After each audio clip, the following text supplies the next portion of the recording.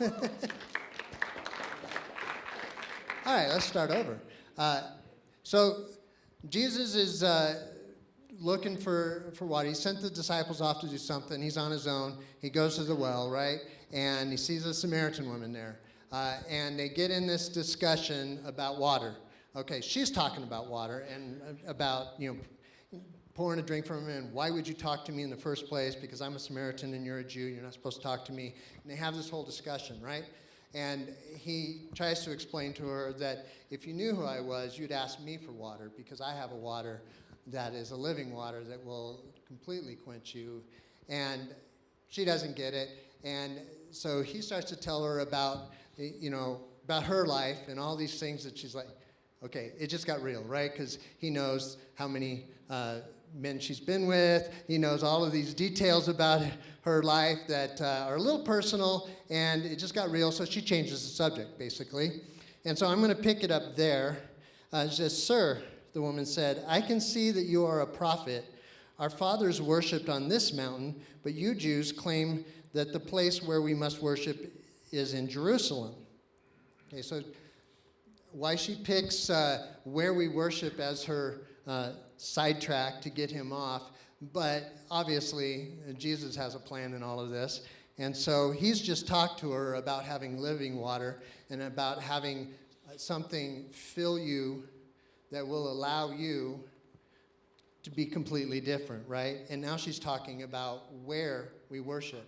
And Jesus wants to get her off of where we worship and into how we worship, right? And so he says, "Believe me, woman, a time is coming when you will worship the Father neither on this mountain nor in Jerusalem. You Samaritans worship what you do not know. We worship what we do know, for salvation is from the Jews. Yet a time is coming and has now come when the true worshipers will worship the Father in spirit and truth, for they are the kind of worshipers the Father seeks. God is spirit, and his worshipers must worship in spirit and in truth." So what does that mean, to worship in spirit and in truth, right? Well, I think you have to go back to the whole discussion on water, because he just gave her the idea that she can be filled with something spiritual, not something physical, right? And so instead of us worrying about where we physically worship, it's about how we worship and how we can spiritually worship.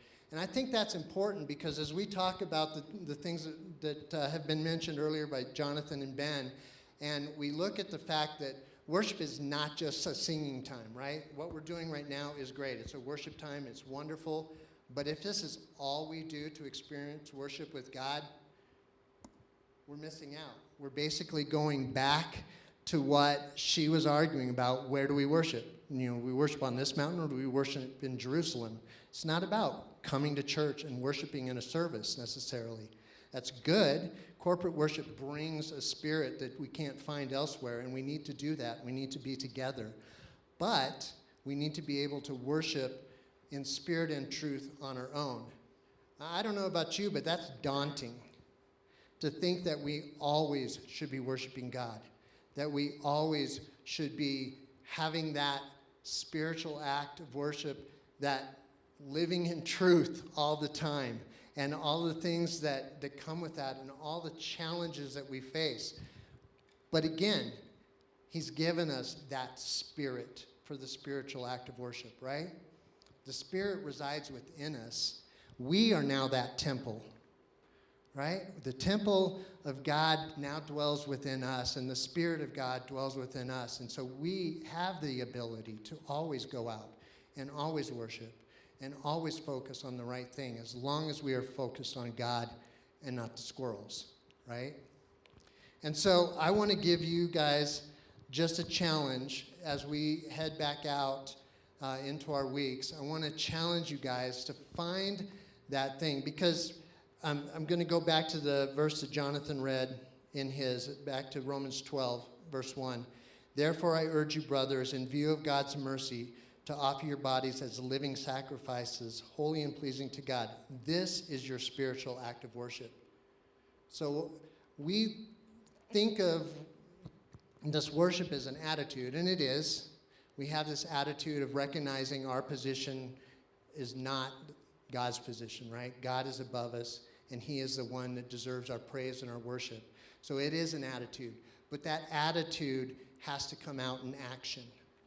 And so I'm going to ask you, what is your spiritual act of worship going to be this week? And going back, this is your spiritual act of worship. What was this?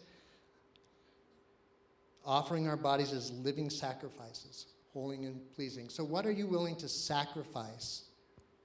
What squirrel are you willing to kill to put God first, to put the focus back on him? We're all about, we need to grow in Christ, right? I'm not asking you to all of a sudden be a full-time, 100% all of your time focused on God worshiper. We all want to be there. We're not.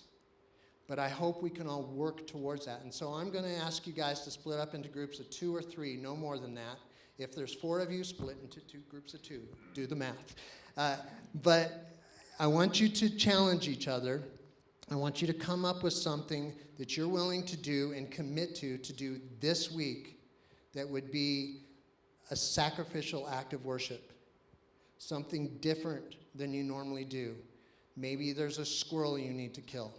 And you need to confess that to that person that, this has become an idol in my life, and I focus way too much on that. I need to stop, or I need to spend more time with God instead. Need to substitute it. What are you going to do? And so it's pretty wide open. There's a whole lot of things you can do. There's parallel verses in the Bible that talk about what true religion is, right? What is true religion? Anybody? What's that?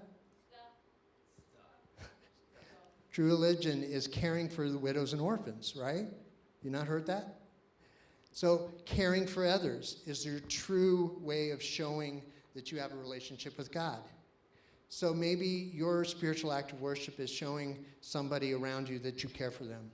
Maybe it's sharing who Christ is with them, or just meeting a need for them. There's a lot of different things you can do. And it may be uncomfortable. Maybe there's somebody in your school that everybody makes fun of and nobody sits with. And maybe you need to be that person that says, you know what, maybe I'll get made fun of too. I'm going to go sit with them. Maybe there's, somebody who's struggling with something that you just need to go alongside and help them through it.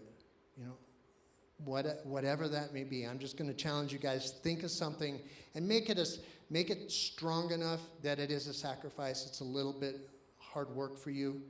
If it's easy, there's no reward. Not much reward. Make it something that you're going to be able to tell. And the best part about this is it'll encourage you as you see what God does with it, as you worship him and you put him in his proper place and replace that squirrel with God. As you do those things, you'll start to see benefits and rewards from that. You'll see a change in you. You'll see a change in others. And it'll encourage you and help you grow to where you do that more and more and more. So split up, talk. I'll call you back together in just a couple minutes.